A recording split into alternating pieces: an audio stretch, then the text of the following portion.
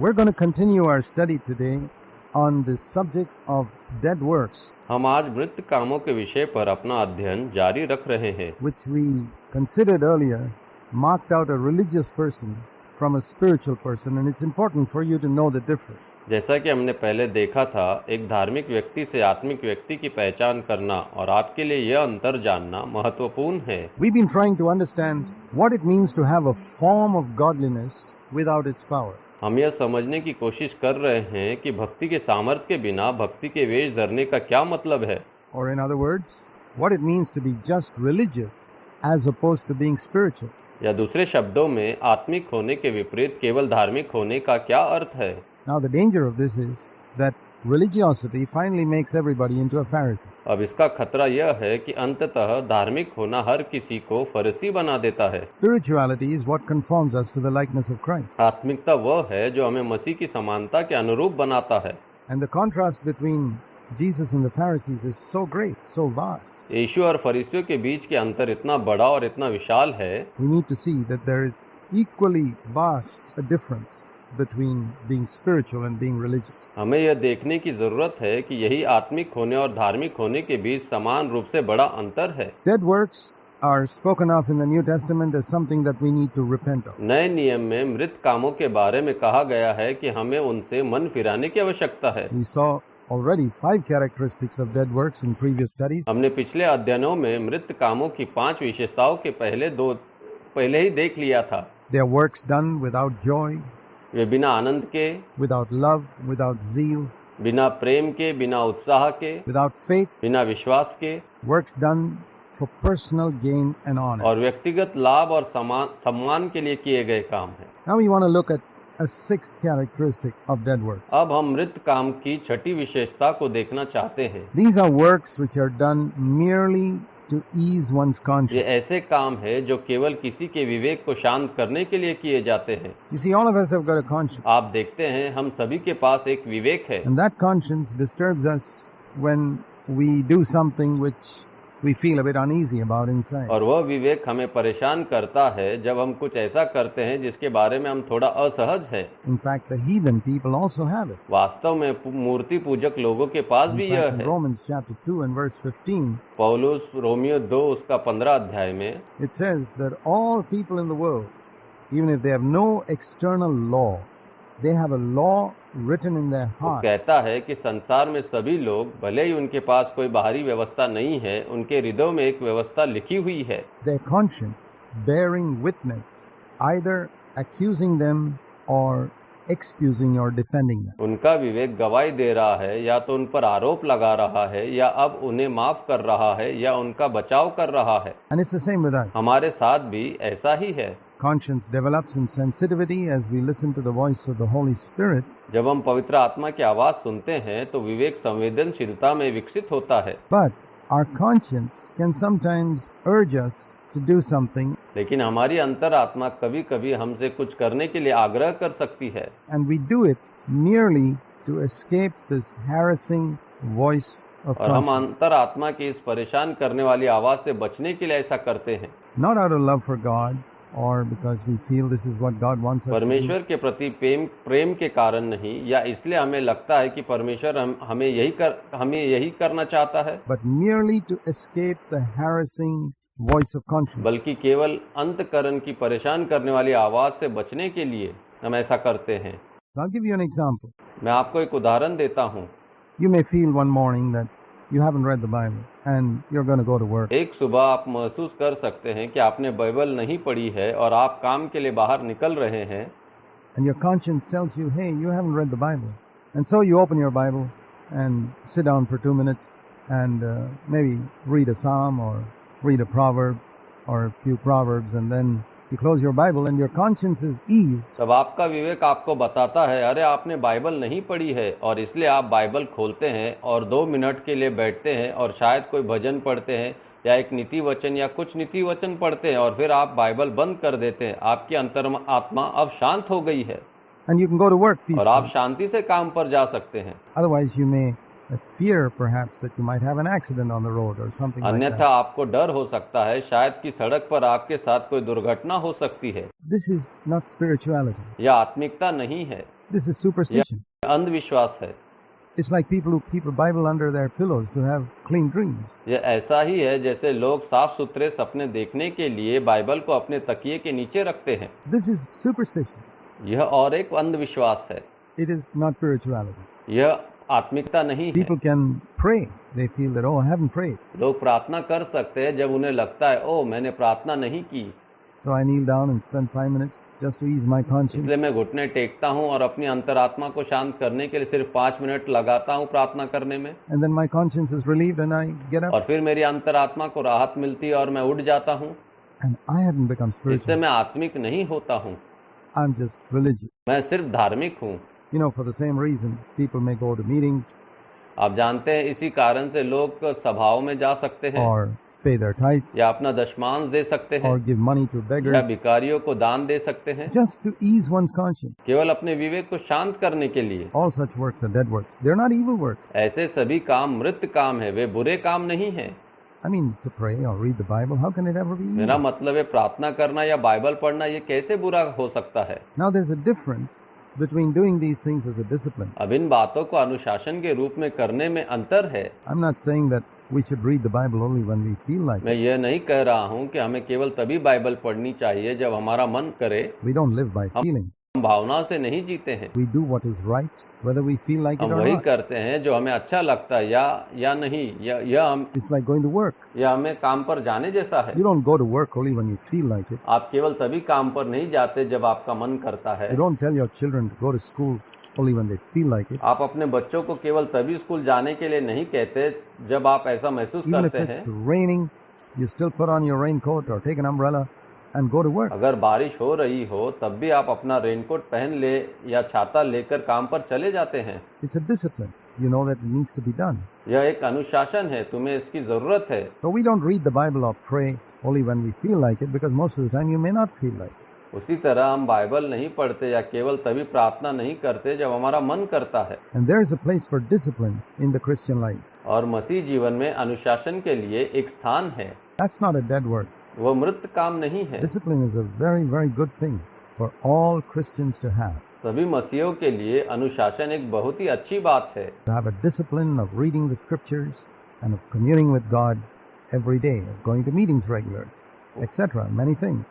वचन पढ़ने का अनुशासन और हर दिन परमेश्वर के साथ संगति करना, नियमित रूप से सभाओं में जाना आदि, ये बहुत अच्छा अनुशासन है। But there is a difference between that and just seeking to do something to ease our conscience. लेकिन इसमें अंतर है और सिर्फ अपने विवेक को शांत करने के लिए कुछ करने की कोशिश करना। For example, it could also be in the matter of evangelism. उदाहरण के लिए सुसमाचार प्रचार के मामले में भी हो सकता है। A preacher can stir you up and say, there are millions of people dying without Christ. What are you doing about it? What are you sitting earning your living? Why don't you go? एक प्रचारक आपको उत्तेजित कर सकता है और कह सकता है, लाखों लोग मसीह के बिना मर रहे, आप इस बारे में क्या कर रहे हैं? तुम क्यों बैठे हो? अपना जीवन यापन कर रहे हो, तुम क्यों नहीं जाते? And you decide to give up your job and go to reach the perishing millions without any call from और God. आप अपनी नौकरी छोड़ने का फैसला करते हैं और बिना परमेश्वर के बुलावे के लाखों लोग तक पहुंचने के लिए जाते हैं। You leave your job and you go to some other place to do Christian work, and after some time you're just frustrated. आप अपनी नौकरी छोड़ देते हैं, आप मसीह काम करने के लिए अन्य स्थान पर चले जाते हैं और कुछ समय बाद आप बस निराश हो जाते हैं। You acted on the emotion of the moment, or perhaps to relieve a guilty conscience. आपने एक पल की भावना पर काम किया या शायद एक दोषी विवेक को राहत देने के लिए काम किया। Now, isn't it a good thing to go to some difficult place to preach the क्या gospel? सुसमाचार का प्रचार करने के लिए किसी कठिन स्थान पर जाना अच्छी बात नहीं है? But do you know the number of people who've gone to all these places and are frustrated? परंतु क्या आप उन लोगों की संख्या को जानते हैं जो इन सभी स्थानों पर गए हैं और निराश हुए हैं? Because they did not wait upon the Lord. क्योंकि उन्होंने प्रभु की बाट जो ही नहीं की। They did not seek to see, examine themselves, say, why am I going? Is it to ease my conscience? Or is it because I love the Lord? उन्होंने खुद को देखने या जांचने की कोशिश नहीं की कि मैं क्यों जा रहा हूँ, क्या यह मेरे विवेक को शांत करने के लिए है या इसलिए कि मैं प्रभु से प्रेम करता हूँ। And I see the Lord pulling me in that और direction. मैं देखता हूँ कि प्रभु मुझे उस दिशा में खींच रहे हैं। There's a lot of difference. इसमें बहुत अंतर है। Otherwise, you can end up with a endless round of dead works. Like a merry-go-round, you go round and round and round and round and round, and you can waste your life. अन्यथा आप मृत कामों के एक अंतहीन दौर के साथ समाप्त हो सकते हैं, जैसे कि हिंडोला में आप गोल और गोल और गोल घूमते हैं और अंत में आप अपना जीवन बर्बाद कर सकते हैं। Now, seventhly, dead works are works that are done out of fear of divine judgment. सातवें मृत काम वे काम हैं जो ईश्वरीय न्याय के भय से किए जाते हैं। If you look at the Old Testament, you find that that was the only way God could get most of the Israelites to obey Him over there. यदि आप पुराने नियम को देखते हैं तो पाएंगे कि परमेश्वर अधिकांश इजरायलियों से अपनी आज्ञा मनवाने का यही एकमात्र तरीका था। You see that particularly in Deuteronomy chapter 28. आप देखते हैं कि विशेष रूप से यह व्यवस्था विवरण 28:15 में, और In Deuteronomy 28, it says there in verse 15 onward, and right through till the end of the chapter, और उस अध्याय के अंत तक ठीक बाद में मूसा कहता है, that if you don't obey the Lord यदि आप प्रभु की आज्ञा नहीं मानते हैं and do all these things I'm commanding you, Moses और इन said, सब बातों को जो प्रभु आज्ञा देता है नहीं करते हैं, you'll be cursed in the city, you'll be cursed in the country, you're going to have confusion and rebuke and sickness, and your enemies will defeat you, and आप इस शहर में शापित हो जाएंगे, इस देश में शापित हो जाएंगे, आपके पास भ्रम और फटकार और बीमारी होने वाली है और आपके शत्रु आपको पराजित करेंगे। you'll have poverty and all types of problems. आपको गरीबी और सभी प्रकार की समस्याएं होंगी। And so the Israelites और obeyed. इसलिए इजरायलियों ने आज्ञा को माना। You know, this is the way we get children to obey us, by the fear of punishment. आप जानते हैं कि इसी तरह हम बच्चों को अपनी आज्ञा मानना सिखाते हैं, सजा के डर से। There's no other way to get a little child to छोटे obey. बच्चों को आज्ञा मानना सिखाने का और कोई तरीका नहीं है। And when we obey God out of fear of punishment, it's better than disobedience, जब certainly. हम सजा के डर से परमेश्वर की आज्ञा मानते हैं तो यह अवज्ञा से बेहतर है, निश्चय ही। And I would say dead works are certainly better than evil मैं works. कहूँगा कि मरे हुए काम बुरे कामों से उत्तम है। But God says you got to repent of doing things merely because you're afraid of परंतु punishment. परमेश्वर कहते हैं बेहतर होगा कि आप केवल सजा के डर से बातों को करने से मन फिराए। Jesus said, if you love me, keep my Yeshu commandments. ने कहा, यदि तुम मुझसे प्रेम रखते हो तो मेरी आज्ञाओं का पालन करो। Not like it says in Deuteronomy 28, if you don't want to be punished, keep my commandments. और जैसा कि व्यवस्था विवरण 28 में कहा गया है, यदि तुम दंड नहीं चाहते हो तो मेरी आज्ञाओं का पालन करो। There's a lot of difference between the emphasis in Deuteronomy 28, verses 15 to the end of the chapter, and what Jesus said in John 14:15. अध्याय के अंत में व्यवस्था विवरण 28:15 में दिए गए जोर और यूहन्ना 14:15 में यीशु ने जो कहा उसमें बहुत अंतर है। See, many Christians haven't really understood that there's a great difference between the Old Testament and the New कई Testament. मसीही वास्तव में यह नहीं समझ पाए हैं कि पुराने नियम और नए नियम के बीच एक बड़ा अंतर है।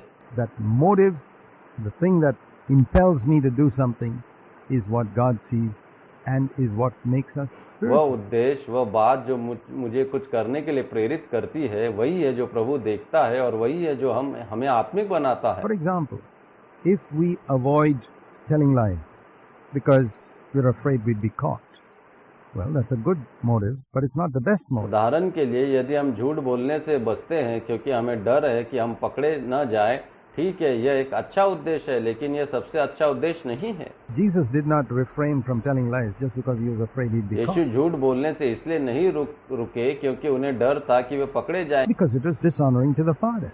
It's contrary to God's nature. That's why he avoided it. बल्कि इसलिए कि यह पिता का अपमान था, यह परमेश्वर के स्वभाव के विपरीत है, इसलिए उन्होंने इसे परहेज किया। Now, if a doctor tells you that because you got bitterness and an unforgiving attitude towards others, you're suffering from asthma or rheumatoid arthritis or migraine, अब यदि कोई डॉक्टर आपसे कहता है चूंकि आप दूसरों के प्रति कड़वाहट और क्षमाशील रवैया नहीं रखते हैं, यही कारण है कि आप अस्थमा या संदशों या माइग्रेन से पीड़ित है, so you better give up your bitterness and wrong attitudes and be positive towards other people.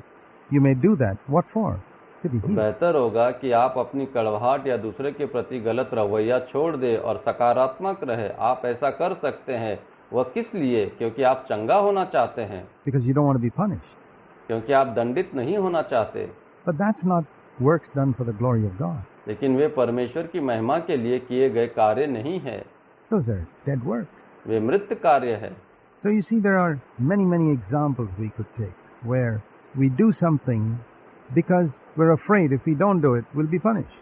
You don't want to get a sickness. You don't want to get a judgment from God. आप देखते हैं ऐसे कई कई उदाहरण हैं जहां हम कुछ करते हैं क्योंकि हम डरते हैं कि विश्वास करते हैं अगर हम ऐसा नहीं करते तो हमें दंडित किया जाएगा। आप कोई बीमारी नहीं लेना चाहते, आप परमेश्वर से न्याय प्राप्त करना नहीं चाहते और निर्णय के उसी स्वार्थ के भय से। Fear of judgment. We can avoid doing a lot of things and we can live a fairly upright life. हम बहुत सी बातें करने से बच सकते हैं और काफी ईमानदार जीवन जी सकते That is not हैं, spiritual. लेकिन ये आत्मिकता नहीं है। Let me go to an 8th characteristic of dead works. अब मैं आपको मृत कामों का 8वां लक्षण बताता हूँ। And that also we find in Deuteronomy 28. हम व्यवस्था विवरण 28 में उसके विपरीत पाते हैं। It's the opposite of what we just considered. उसके विपरीत पाते हैं जिस पर हमने अभी विचार किया It's है। works that are done for the sake of obtaining a reward. यह ऐसे काम है जो पुरस्कार प्राप्त करने के लिए किए जाते हैं। You know, that's another way in which we deal with children. आप जानते हैं कि बच्चों के साथ व्यवहार करने का यह एक और तरीका We है। tell children, okay, if you finish your homework, I'll give you a chocolate, or I'll take you for an outing, or if you come first in the class, I'll get you a bicycle to go to school. हम बच्चों से कहते हैं ठीक है, अगर तुम अपना होमवर्क पूरा कर लो तो मैं तुम्हें एक चॉकलेट दूंगा या तुम्हें बाहर घुमाने ले जाऊंगा, या अगर तुम कक्षा में प्रथम आते तो तुम्हें स्कूल जाने के लिए साइकिल दिलवा दूंगा। And they work hard. और फिर वे मेहनत करते हैं। Now, in the Old Testament, God had to deal with the Israelites like that. पुराने नियम में परमेश्वर को इजरायलियों के साथ इस तरह व्यवहार करना पड़ा।